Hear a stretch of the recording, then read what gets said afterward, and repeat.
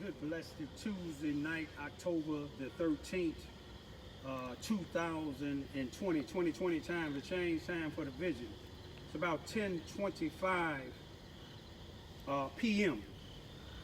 Greet all human beings all around the world with the universal greetings of peace. The blessings of God be with you. Doesn't matter what your political, philosophical, personal, nor religious beliefs may be. Doesn't matter whether you're the richest or the poorest person on the face of this earth. It doesn't even matter whether you are the proclaimed toughest to the proclaimed weakest person on the face of this earth. It doesn't matter whether you are my family, friends, or my proclaimed enemies. It doesn't matter whether you like me, my YouTube channel, or any videos that I may put up anywhere on social internet, anywhere in the world. I greet all of you all with that same universal greetings of peace and the blessings of God be with you. First and foremost, I want to ask all of my family and friends, especially my Cabrini Green family and friends.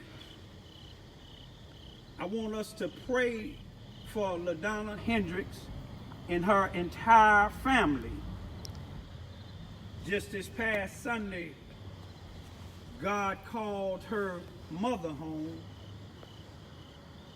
And me personally, I know the feeling of losing a mother. I lost mine July the 17th, 1989, and she was 59 years old. I'm one has learned to believe and accept that God has no mistakes of making any errors, and God knows best. LaDonna Hendricks is a special female Cabrini Green family and friend of mine for life.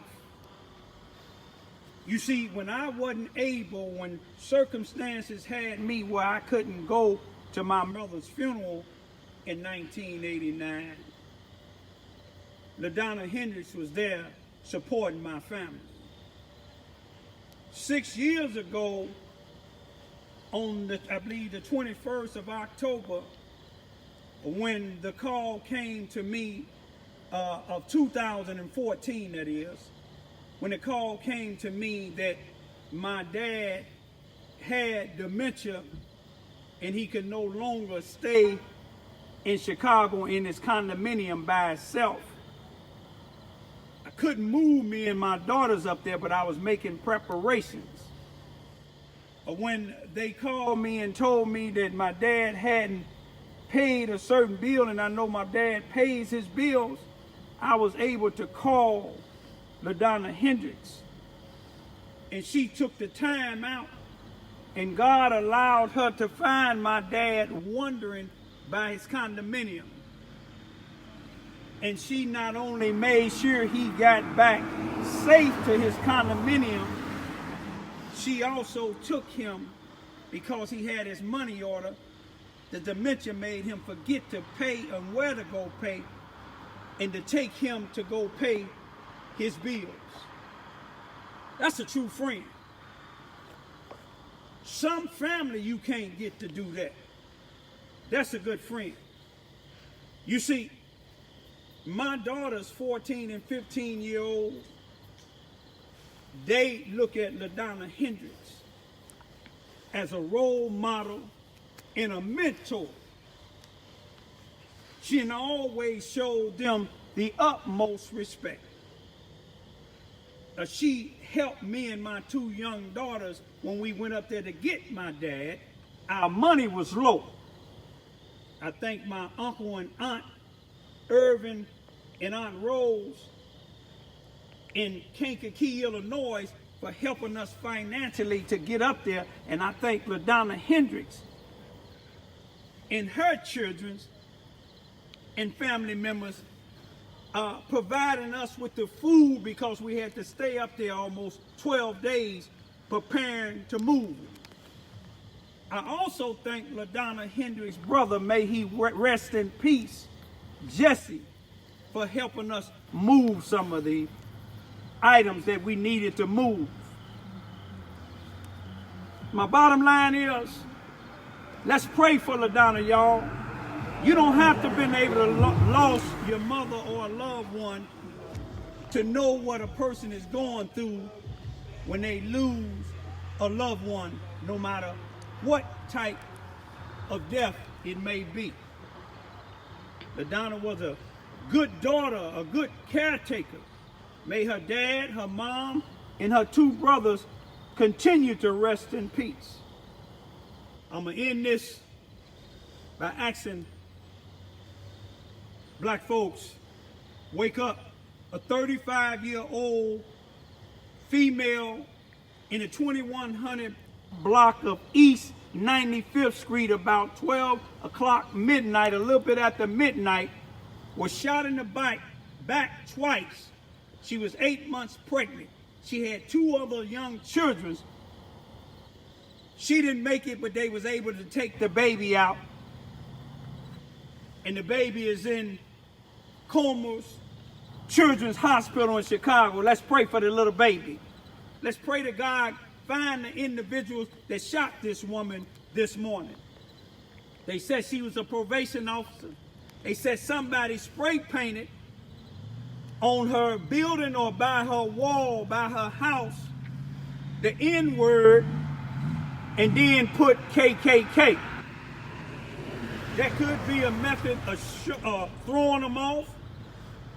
But if it is a white person that was on probation who shot and killed her, is the black folks or the people that say Black Lives Matter, is that's the only time that you're going to get involved, or is you going to get involved if they arrest some black person for it? I'm going to leave with this. About 7 or 8 people have been shot in Chicago or Illinois alone. 2 that I know that died. About 4 o'clock in the 1300 block of South Loomis Street. Loomis is about 1400 north in Chicago. 2 blocks east of Ashland Street, which is 1600 north. A 23-year-old was shot and killed, and his 13-year-old sister was shot. But the father was on the news and he said, thank God she's still alive. Now, again, wake up, people. This is 2020. These people that says Black Lives Matter, they can riot, they can tell you it's okay to loot when a white police kill a black. But what about this 35-year-old lady? Do her life matter? Do this 23-year-old who just got shot and killed, do his life matter? Do this 13-year-old girl who was standing on the porch with her brother, do her life matter? It matters to me, and I know it matters to a lot of you other individuals, but I guarantee you the organization that call themselves Black Lives Matter and anybody else, these activists that you see when certain people get shot and killed, they ain't for them people. Jesse Jackson ain't for them. Al Sharpton ain't for them. Jesse Jackson showed you all these black folks getting killed by blacks. Jesse Jackson had 2 family members or 2 families of people, 2 black people who family members was killed by white police, Breonna Taylor and Blake. He had both of their families at Operation Push. You know why? Because lawsuits is finna be in effect. And these people started getting these 12 and 14 and 30 million dollar lawsuits before their family members get justice. The justice is some people when their family members get killed out in the streets. It's money. Because if mine got killed, God forbid it, money would be the least thing I would be trying to get justice to get that police off the streets. You see, now people crying about them not getting this police officer for shooting and killing Breonna Taylor, but just getting them for endangering the people in the next apartment. They wasn't thinking about that when they got the $12 million, because if they did, the $12 million wouldn't even be, that would be their least concern at that particular time. But I'm going to leave like this here. Let's pray for LaDonna Hendricks and her family. Let's pray that black people start following the right leaders, y'all. The right leaders is not these people that you see in front of the news all the time. All you got to do is see 50 was shot, 6 killed this past weekend in Chicago. How many people, how many of these Black Lives people that you see going downtown or going in front of the police station? None. You know why? Because it's for a particular reason, and it ain't for black people.